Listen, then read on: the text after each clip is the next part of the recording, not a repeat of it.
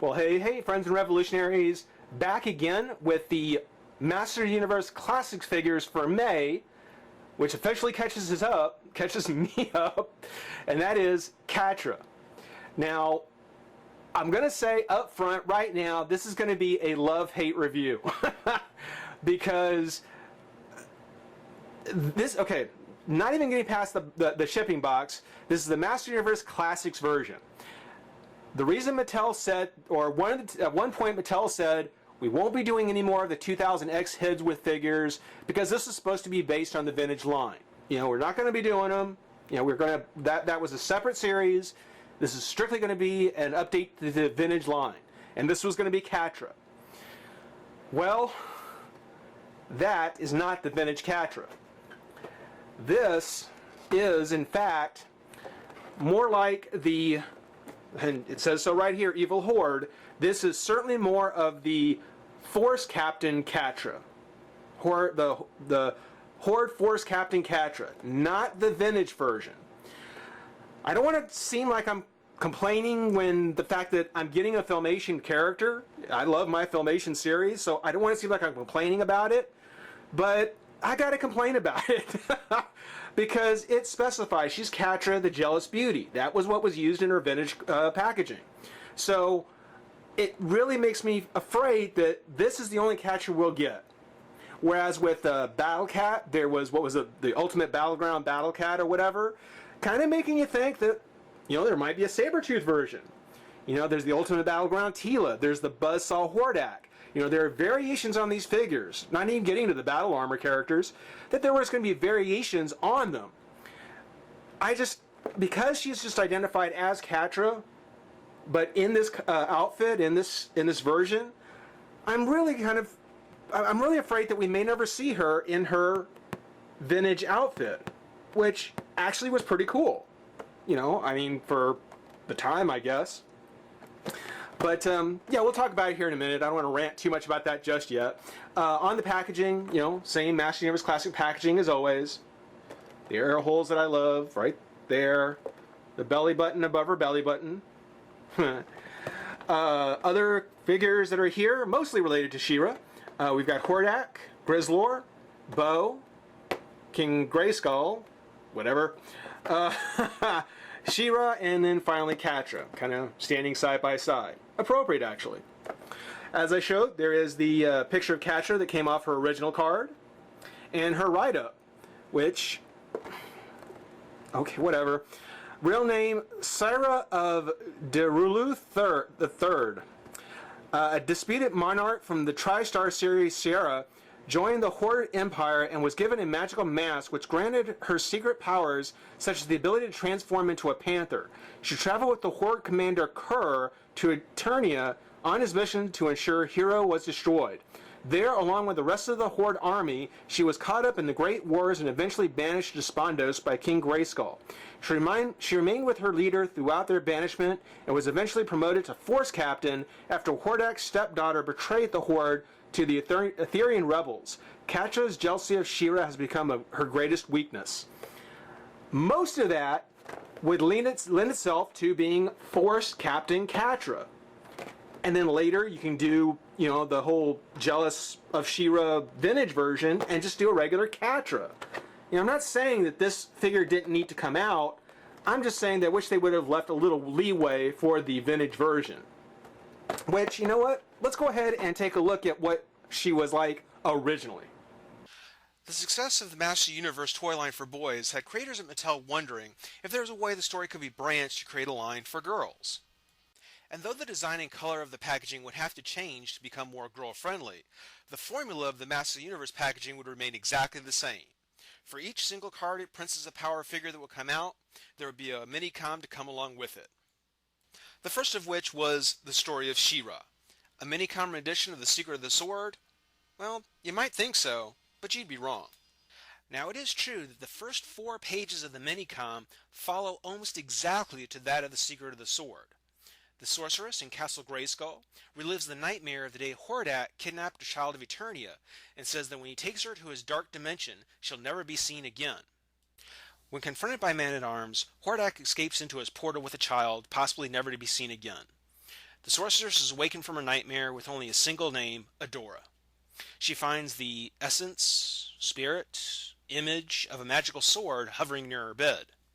Sounding familiar so far? The image of the sword leads the sorceress through Castle Grayskull to a long-sealed magical doorway. There it transfers its power, unsealing the door and reawakening the portal within. The sorceress calls to He-Man and tells him that with his help, the reawakened portal might finally give them a chance to recover the baby that was kidnapped by Hordak. He-Man's a little confused, but trusts the sorceress when she tells him that his sword will be his guide. He-Man passes into the portal to find, a ragtag bunch of rebels ready to take on a mob of Horde henchmen. Maybe led by a mysterious blonde force captain. Maybe a force captain that captures He-Man and discovers a sword that reawakens her memories and makes her realize that she should actually be fighting on the side of good. No, actually, we completely changed direction. In the very next scene, we get introduced to what was intended to be the Princess of Power's two leading characters, Princess Adora and her arch-nemesis Catra. Now, leaving aside the blonde versus brunette debate, for now, I'll go ahead and focus mainly on the chase scene of the blonde-haired, blue-eyed mouse being chased by the big black cat. And what I really love is, just as in any good cat and mouse scene, the mouse always manages to make it to its hole in time, leaving the cat empty-pawed. Throwing a little hissy fit that she was beaten to the door, Catra vows to get her magical shield that will allow her to get in. Turns out that Adora's little mouse hole is actually the Crystal Castle, the focal point of all good on the dark world of Etheria. And just like Skeletor with Castle Grayskull, Catra is devoutly dedicated to getting inside. With Catra gone, Adora goes to retrieve her own shield and reflect with Spirit how much trouble Catra could cause if she does return. They don't have long to wait when a great rumble rocks the castle, and debris from the ceiling begins to fall. When your ceiling's caving in, the safest place to be is the roof? Adora and Spirit make for a staircase to the top of the castle, while outside, Catra, now with her magic shields, laying siege to the castle door. This is probably our best opportunity to get a look at the vintage design of Catra. No red miniskirt, no purple cape, and definitely no Horde symbol. Even though it's nice to get a Filmation version of Catra, I'm really holding out hope that we do get a more vintage or classic Catra somewhere down the line. Not to be outdone in the pose department, Adora pleads with whatever good forces may still remain on Etheria. She holds aloft her magic sword and calls upon the honor of Grayskull, transforming herself into She-Ra and Spirit into Swift Wind. Now, how she managed to get the sword, and whether or not she's ever done this before, I have no idea. So, if you think there's part of the story missing, I'm right there along with you. Catra throws her shield, creating a magical cyclone capturing She-Ra and Swiftwind inside. Her victory glow is short-lived, though, when a portal opens behind her and He-Man appears, knocking the shield from her hand and breaking the spell. Now, I really feel sorry for He-Man here. Catra's full of hiss and spit because he broke the spell and ruined her plans. She-Ra, now fully recovered with Swiftwind, is racing in, accusing of being Catra's new ally, and it was a sorceress who sent him here in the first place. He-Man's confusion only deepens as he raises his sword, which immediately recognizes its twin in She-Ra's sword. A magical bond is created between the two as they become drawn together. The explosion of light and energy convinces Catra that this is something best not to get involved in, and hightails it out. Now alone with Adora, He-Man has the opportunity to explain why he's come to Etheria. He explains that he's come searching for the kidnapped child from his world of Eternia. Adora admits her own confusion as she has never heard of this world or knows anything about the kidnapped child. With no answer for the other, He-Man and Adora can only agree that their encounter must hold some special meaning. At this time, a face magically appears on the front of Adora's shield. He-Man immediately recognizes it as the sorceress, a woman Adora's never met before, but using the shield as a kind of portal she gets to meet in person. The sorceress explains that the baby kidnapped by Hordak was none other than Adora herself. But not an ordinary child, she was the Princess of Eternia and twin to Prince Adam. So after many years, He-Man is finally reunited with his twin sister, and a spin-off franchise is created, She-Ra, the Princess of Power. So there you go. First appearance of Catra in the first mini-comic with She-Ra. You know, as I mentioned in the comic, I'm hoping that, you know, for as nice as this figure is, and as nice as this figure is, I still want to see a vintage version. Both to have a classics Catra and to fix the two small problems I have with this figure, because there's only two. taken as a whole, I think she's just awesome. So this is just an incredible figure. I love how this one turned out. Most notably, what I like is the fact that she looks like she's utilizing a new female body.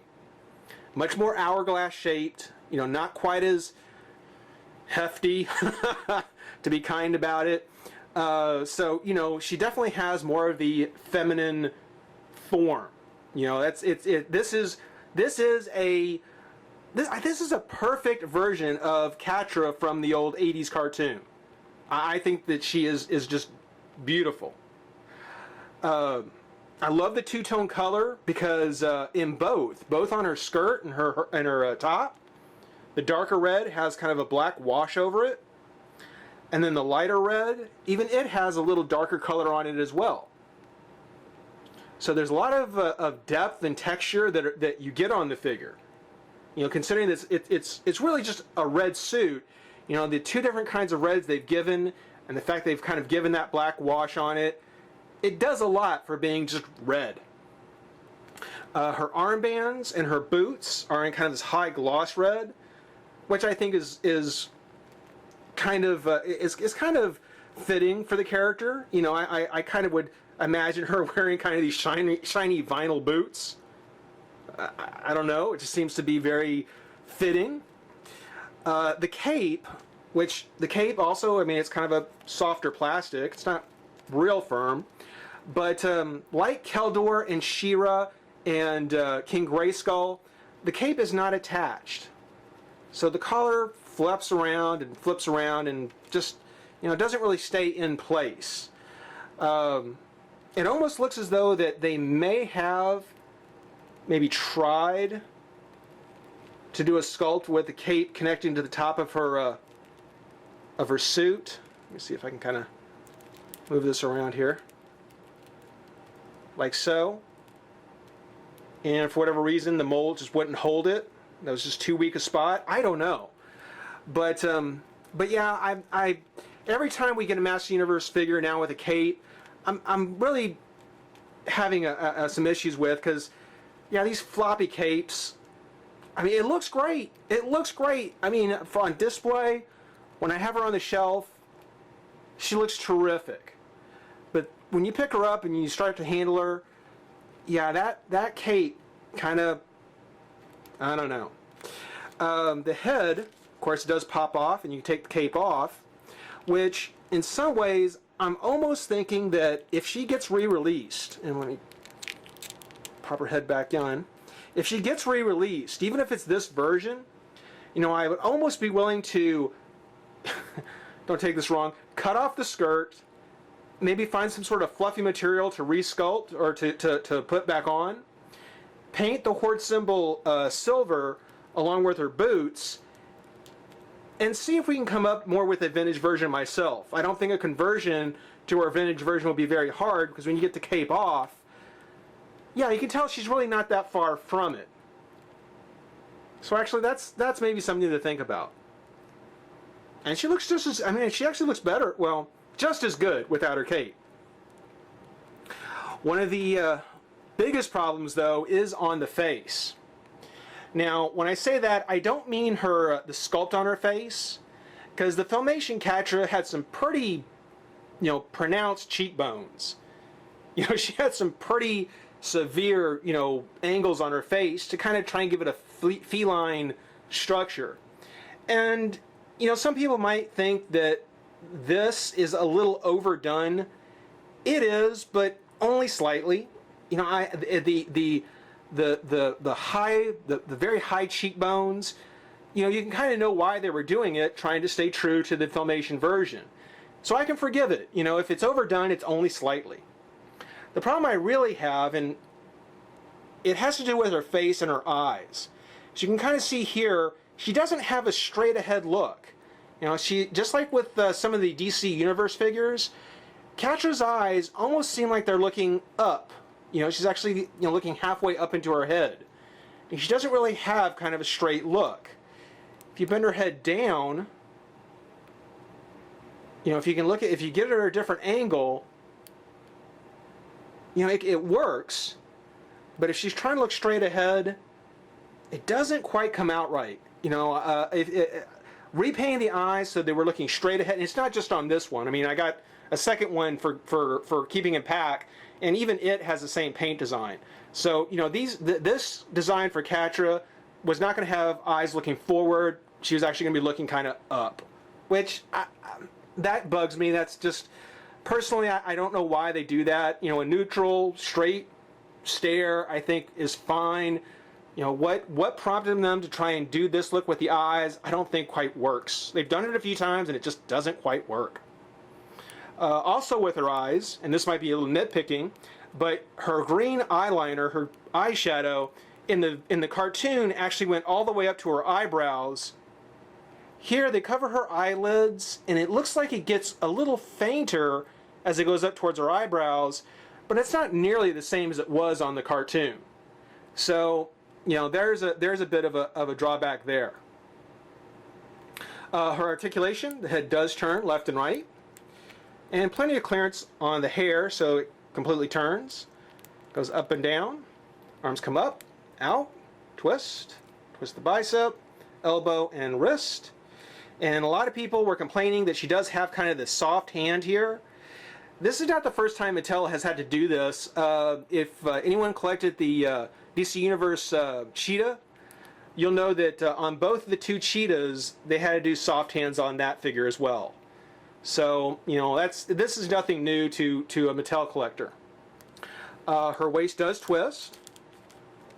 Legs twist at the top of the thigh, come forward, out, bend at the knee, twist of the boot, and at the ankle. So quite nice. I mean, I am very, very happy with her. You know, save the loose cape and the eyes. Force Captain Catra, awesome. Awesome, awesome. Now, on her accessories, she comes with all the Catra accessories. From the Minicom, of course, she has her magical shield, which just snaps on so. She comes with her magic sword, a la cat theme and crystal, again, to kind of compete or make her on par with She-Ra and her crystal embedded sword. And, you know, it kind of gets me the fact that this is, you know, the very same pink color that we would have seen had this been the vintage version. Had this been the vintage version of Catra, this is probably the pink color we would have seen. So, you know, re-releasing this sword and even the shield in more of a classic Catra, I wouldn't mind. I wouldn't mind. I'm not even asking you to change the accessories.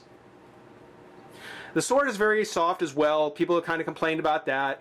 Odds are, I don't know if I'll keep her with her weapons, being that this is based on the Filmation version, and the Filmation version never really, you know, had any weapons. I'm really kind of on the fence as to whether or not I'm going to pose her with any.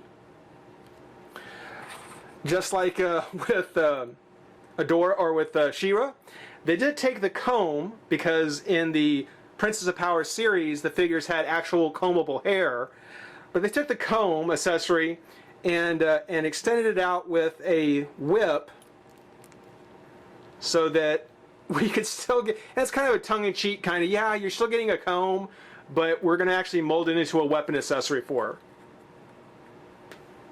That I like. I mean, it's a nice touch. Again, it's a little tongue-in-cheek. I kind of like that. I hope we continue to see that with all the Princess of Power line of figures. Now, the two big accessories, the ones that I was really kind of interested in. First, her vintage mask, which again, with all these things being released now, the idea of getting a new version of just Catra, unless it's going to be in like a two-pack, like a DC versus Master Universe two-pack, this is probably the only Catra we're going to see. But, you know, we did get the vintage mask, which for the masks, they don't go like straight on the front of the face. They actually get pushed up sort of from the bottom up. And this one is very, very fussy. this mask is actually pretty tricky to get put on. But with it on there and without her cape, yeah, I mean, she really looks as though that it's almost a shame that she's sold out now, because I wish I would have ordered a third of her so that I could have tried that conversion. I wish I thought of that. I would really like to see about maybe getting another one of these now and trying to do a conversion, because just a repaint and a little redesign of the skirt is all it would take. I mean, you can keep the Horde symbol, just paint it silver like the silver she had on the front of her vintage top. What I really like about the mask is the fact that it hides the eyes. It hides her eyes, and I think that was such a distracting part of the figure for me that keeping her with a mask is something I'm definitely going to do. Not this one, because this was not the mask she wore in the Filmation series, but more likely the cat people mask that she had got. Now you can put it up on top of her head like so. And let's go ahead and pop the head back off.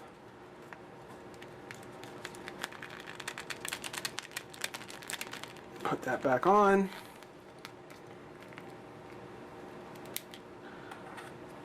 And there you go.